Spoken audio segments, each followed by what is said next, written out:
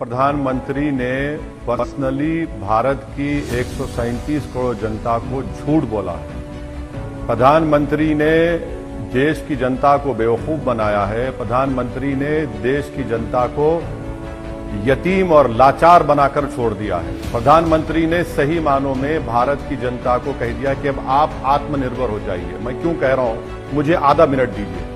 आप जिन जिन कंपनीज का नाम लिए मैडम और शाहनवाज साहब लिए, मॉडर्ना, फाइजर, J&J, इनका तो दिसंबर में फाइजर आकर कहा था कि इंडेमनिटी दो।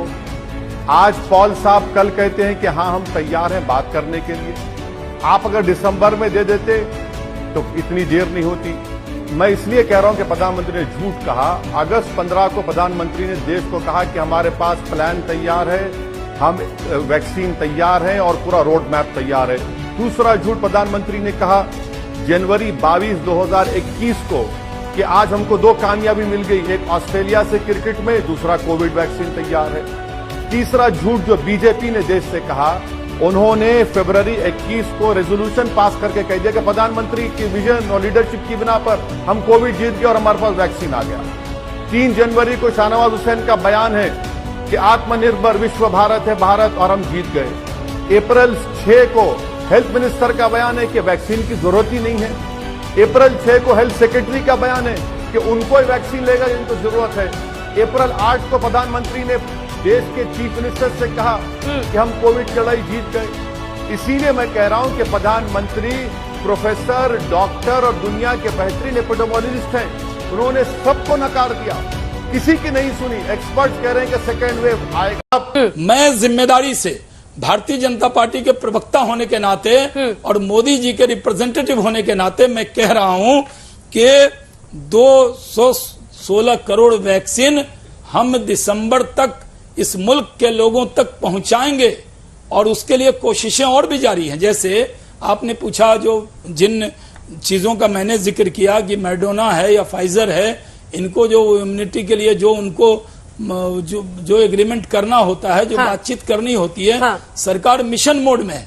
ओवैसी साहब, आप मेरे से हो सकता है कि आपकी जाती राय न मिले, लेकिन इस मुल्क की खुशकिस्मती है कि एक ऐसा वजीर आजम है जो दिन रात इस बड़ी महामारी से लड़ रहा है। तो आप तो पढ़े लिखे दानिश्वर आदमी हैं, बैरिस्टर हैं, आपसे ये उम्मीद नहीं है कि आप वही भाषा बोले जो राहुल गांधी बोले और कांग्रेस की बी टीम की तरह आप इस तरह की जबान बोले। जवाब दीजिए ओवैसी जी। कोवैक्सीन के खिलाफ जब सब भ्रम फैला रहे थे, कहां थे आप? शाहनवाज हुसैन साहब, मैं अल्हम्दुलिल्लाह इन तमाम से बेहतर बोलता हूं। राहुल गांधी से जितों का नाम लिया आप, और मुझे समझ में नहीं आ रहा कि आप उनका नाम क्यों ले रहे हैं। मैं आपसे एक ही सवाल कर रहा हूं कि आपने जनवरी से वैक्सीनेशन को शुरू किया और आप झूठ पे झूठ, आप लोगों की पूरी पार्टी झूठ पर मुबन्नी है। आपने अब तक भारत की जनता को 15 करोड़ 23 लाख लोगों को पहला डोज लगा है और सिर्फ 4 करोड़ लोगों को 2 डोज लगे हैं। कितने महीनों में? 4.5 महीनों में। आपका सीरम और भारत बायोटेक का प्रोडक्शन है 8 करोड़। आपको जुलाई में 30 करोड़ देना है। कहां से लाएंगे? क्या मोदी जी मैजिशियन है? आम फाट करेंगे, ला लेंगे। और आप झूठ इसलिए बोल रहे हैं कि आप, मोदी सरकार ने सुप्रीम कोर्ट को इस महीने में एफिडेविट लिखकर दिया कि जनवरी तक हम 75 करोड़ वैक्सीन प्रोक्योर करेंगे। और आज आप नाम ले रहे हैं कोविशील्ड, बायोई, जाइडस, नोवैक्स, बीनेजल, जेनोवा, स्पुतनिक। अरे भाई, वीरेंद्र सहवाग ने तो लंबे लंबे छक्के मारे होंगे, सही मारा होगा, मगर आप तो इतना लंबा झूठ बोल रहे हैं, इतना लंबा झूठ। कम से कम झूठ को तो कम कर लीजिए। आपको मालूम शाहनवाज हुसैन साहब कि भारत के 70 गांवों में 1000 पॉपुलेशन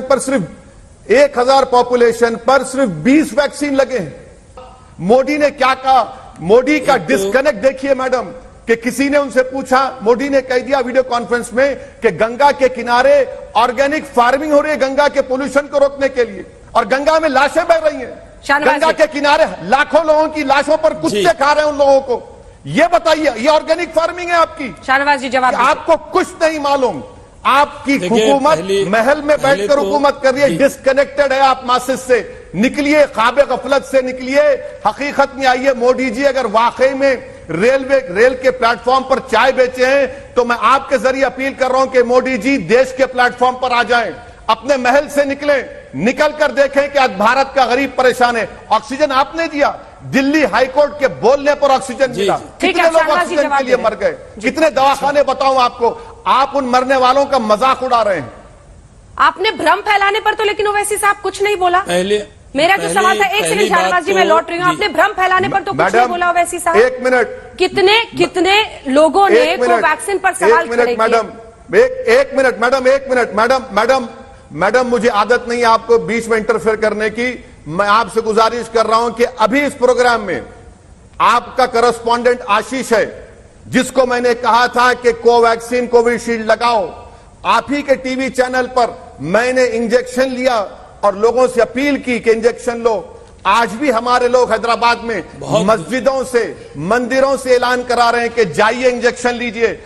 आज ही मैं जाकर एक वैक्सीनेशन सेंटर का मायना किया हूं। शाहनवाज हुसैन, उनकी पार्टी सिर्फ झूठ बोलती है, हेडलाइंस मैनेज करती है। प्रधानमंत्री मगरमच्छ के आंसू भी नहीं, नाटक कर रहे हैं, उन लोगों का मजाक उड़ा रहे जो मर चुके हैं। पहली बात तो यह है कि मैं आंकड़ा दे दूं और इस आंकड़े पर आप मुझ पे अगर मैं गलत हूं तो आप वैसे साहब टोकने का हक है आपको। अभी तक जो है 22.46 करोड़ से अधिक वैक्सीन केंद्र के जरिए राज्यों को दिए जा चुके हैं। पहली तो आपने कहा मोदी महल से निकले, वैसे साहब महल में तो माशाल्लाह हैदराबाद में आप रहते हैं। वो जो प्रधानमंत्री जी हैं वो एक तो गरीब का बेटा, वो उन्होंने तो महल कभी देखा ही नहीं। उनको वो तो एक खिदमतगार हैं, वो तो खादिम हैं, वो तो सेवक हैं, वो दिन रात लगे हैं। अगर वजीर आजम की कुर्सी पे हैं तो आपको बहुत दर्द है और उनके मन में दर्द नहीं है, उनका दिल नहीं दुखता क्या? सिर्फ आपको ही दर्द होता है, हम लोगों को नहीं होता।